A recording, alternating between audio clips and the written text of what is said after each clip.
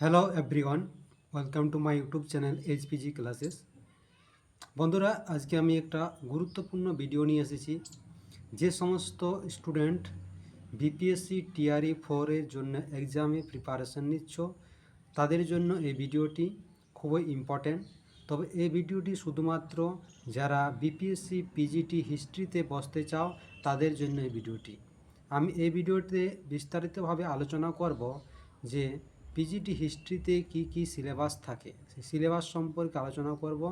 কোন কোন বিষয় নিয়ে এক্সামে কোশ্চেন আসে, টিআরই 2, টিআরই 1, টিআরই 3, এই তিনটা এক্সামে বিপিএসসি পিজিটি হিস্ট্রিতে কোন কোন বিষয় থেকে কোশ্চেন এসেছিল, কোন বই থেকে তোমরা পড়াশোনা করবে, সেই সম্পর্কে নিয়ে বিস্তারিত আলোচনা করব এই ভিডিওটি। তাই তোমরা ভিডিওটি প্রথম থেকে লাস্ট পর্যন্ত দেখবে এবং যদি ভালো লাগে তো অবশ্যই একটি লাইক করবে এবং চ্যানেলটিকে সাবস্ক্রাইব করবে। পরবর্তীকালে আরও আমি ভালো ভিডিও নিয়ে আসব তোমাদের প্রিপারেশনের জন্য হিস্ট্রি বিষয়ে।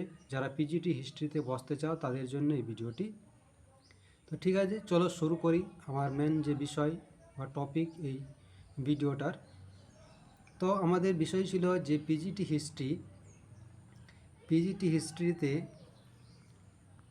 হিস্ট্রি বিষয়ে যে সিলেবাস, সেই বিষয়ে আমাদের এই ভিডিওটি। তো প্রথমে বলে রাখি যে পিজিটি হিস্ট্রি বিপিএসসিতে যে সিলেবাস, যখন তোমাদের নোটিফিকেশান আসবে তখন যে যে অ্যাডভার্টাইজমেন্ট থাকবে, সেই অ্যাডভার্টাইজমেন্টে কিন্তু সিলেবাস সম্পর্কে এতটুকুই লেখা থাকবে যে এসসিআরটি আর এনসিআরটি, ঠিক আছে। এসসিআরটি আর এনসিআরটি ক্লাস 11 এবং 12-এ যে সমস্ত বিষয়গুলো নিয়ে রয়েছে সেই বিষয় থেকে তোমাদের এক্সামে পরীক্ষা আসবে, এতটুকু বলা থাকে তোমাদের অ্যাডভার্টাইজমেন্টের নোটিশে, ঠিক আছে। কিন্তু বিষয়টা হচ্ছে যে অ্যাডভার্টাইজমেন্টে তো লেখা থাকে যে এনসিআরটি আর এসসিআরটি। এসসিআরটি মানে হচ্ছে যা বিহারে যে বোর্ড রয়েছে, সেই 11-12 যে সমস্ত সিলেবাস রয়েছে সেই সিলেবাসের কথা বলা হয়। আর এনসিআরটি বলতে তোমরা জানো সেন্ট্রাল লেভেলে যে সমস্ত স্কুলগুলো রয়েছে, যেমন এনবিএস, কেবিএস, ওই ওই সমস্ত জায়গায় যে সমস্ত বইগুলো পড়ানো হয় এনসিআরটির, সেই এনসিআরটি বই 11-12-এর যে সমস্ত বিষয়গুলো রয়েছে সেই বিষয় সম্পর্কে তোমাদের কোয়েশ্চান আসবে, এতটুকু জানানো থাকে। কিন্তু বিষয়টি হয় উল্টো, কারণ আমার অভিজ্ঞতা রয়েছে, আমি তো টিআরই 3-তে সিলেক্টেড একজন ক্যান্ডিডেট, বিপিএসসি পিজির হিস্ট্রিতে আমার সিলেক্ট হয়েছে, আমার র্যাঙ্ক হয়েছিল 60, ঠিক আছে। তো আমার অভিজ্ঞতা রয়েছে যে বিপিএসসি টিআরই 1, টিআরই 2 এবং টিআরই 3-তে কীরকম কোয়েশ্চান আসছে, সিলেবাসের সঙ্গে আদৌ কি কোয়েশ্চানের সামঞ্জস্য ছিল কি না, সে সম্পর্কে আমার অভিজ্ঞতা রয়েছে। সেই অভিজ্ঞতাটুকু আমি তোমাদের সামনে শেয়ার করব, যাতে তোমাদের কিছুটা হলেও উপকারে আসে। তো আমি বললাম যে এনসিআরটি আর এসসিআরটি লেখা থাকে শুধুমাত্র নোটিফিকেশানে, কিন্তু আদৌ সেটা মান্য হয় না। যদি টিআরই 1-এর কথা বলি, তো টিআরই 1-এতে কী হয়েছিল, টিআরই 1-এতে যে বিষয় দেওয়া ছিল টপিক, সেগুলো সাধারণত সিম্পল। যেমন আমাদের কোনো এক্সামে যে সমস্ত একদম সাদাসিধা কোয়েশ্চান হয়েছিল, আমরা সেট এক্সাম বলতে পারি, ওয়েস্ট বেঙ্গল সেটে যেরকম কোয়েশ্চান আসে তার থেকেও তুলনামূলকভাবে একটুকু লো কোয়ালিটি ছিল বলা যাবে, হ্যাঁ সহজ ছিল বলা যাবে। কিন্তু টিআরই 2-তে আবার কী হলো, টিআরই 2-তে কিন্তু সেই আশায় যে অ্যান্সার টিআরই 1-এতে যে সমস্ত কোয়েশ্চান এসেছিল সেগুলো খুবই সহজ সরল ছিল, হ্যাঁ সাধারণ বই সমস্ত পড়ে যে সমস্ত এক্সামগুলো আমরা ক্র্যাক করতে পারি, হ্যাঁ যেগুলো সেট নেটের জন্য পড়ি, সেগুলো পড়লেই আমরা ওই এক্সামে ক্র্যাক করতে পারতি, সেরকম কোয়েশ্চান ছিল। কিন্তু টিআরই 2-তে সেই আশায় সবাই ওরকমভাবেই পড়াশোনা করেছিল, লেখা থাকলেও এনসিআরটি সবাই কিন্তু অতটা মনোযোগ দিয়ে করে কি এসসিআরটি পড়েছিল, কিন্তু অতটা মন দিয়ে পড়ে না, সবাই পড়ে না, যারা পড়েছিল তারা তাদের চাকরি হয়েছে টিআরই 2-তে। কিন্তু বেশিরভাগ ছেলেমেয়েরা ওই টিআরই 1-এর যে কোয়েশ্চান সেটাকে ফলো করেই পড়াশোনা করেছিল।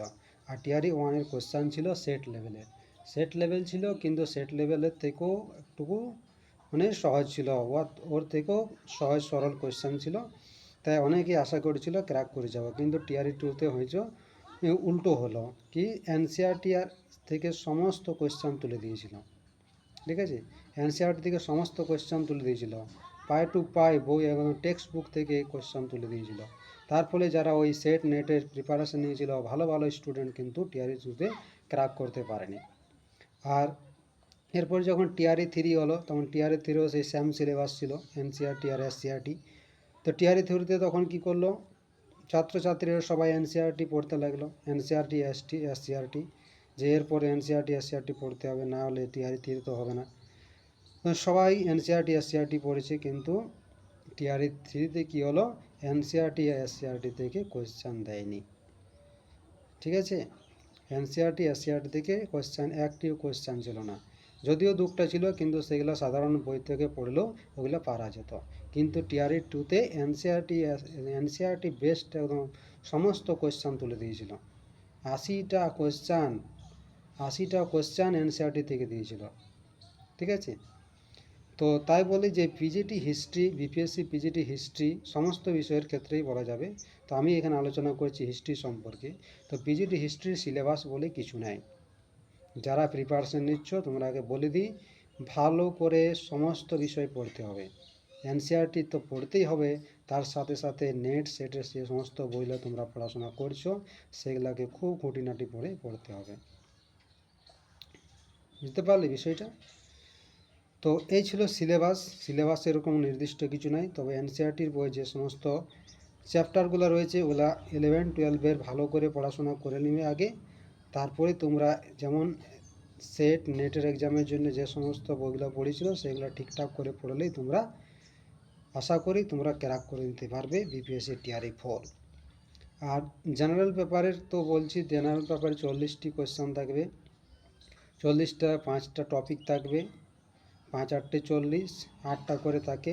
তাতে থাকে ম্যাথ থাকবে 8টা, জেনারেল সায়েন্স থাকবে 8টা, হিস্ট্রি থেকে থাকবে 8টা, আর জিওগ্রাফি থেকে 8টা থাকবে, আর 8টা থাকবে তোমাদের কারেন্ট অ্যাফেয়ার্স থাকতে পারে, বিহার স্পেশাল থাকতে পারে, বিহারের জিওগ্রাফি, বিহারের হিস্ট্রি, বিহারের পলিটি, এই সমস্ত বিষয় নিয়ে 8টা কোশ্চেন থাকে।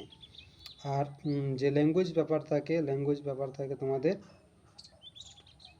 মোটামুটি থাকে 80 40 120 30টা থাকে তোমাদের ল্যাঙ্গুয়েজ পেপার। তাতে ইংলিশ থাকবে, ইংলিশটা 8-9টার মতন কোশ্চান থাকে, খুব সহজ ইংলিশে। আর হিন্দিতে তোমাদের থাকবে বাকি কোশ্চানগুলো। তো ল্যাঙ্গুয়েজ পেপারে কোনো টেনশন নাই, যারা মোটামুটি জানো ইংলিশ টুকটাক পড়তে জানো, বুঝতে পারো টুকটাক, তারা কিন্তু ল্যাঙ্গুয়েজ পেপারে পাস করে যাবে, ইংলিশের পেপারে পাস করে যাবে। 9টা কোশ্চেন ঠিক করলে তোমরা ল্যাঙ্গুয়েজ পেপারও পাস করে যাবে। তাই ল্যাঙ্গুয়েজ পেপার নিয়ে কোনো টেনশন দেওয়ার নাই।